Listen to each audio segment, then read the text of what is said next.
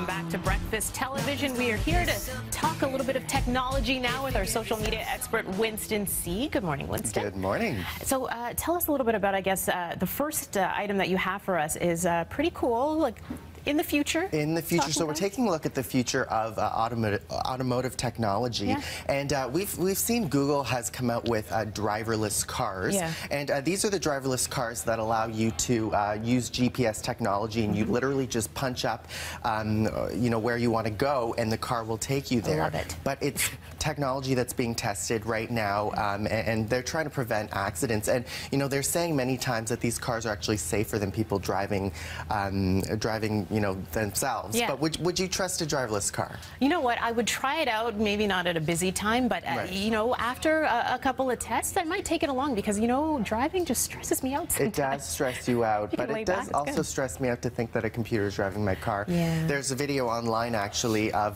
someone driving a car and they're eating a taco while they're driving, and it's a scary premise to think that you could be sleeping behind the wheel while your car is driving you around. But there's a new report that is saying that the government is working on having these talking cars. So these cars will talk to each other so that it prevents accidents and prevents, I guess, collisions and works with traffic so that there's smoother flow of traffic. So it just speaks to the future of what cars will be like down the road and what the technology will be like. See, even the talking car concept even has me freaked out. It's a little weird, but I think people will get used to it and people will come around to it, right? Right.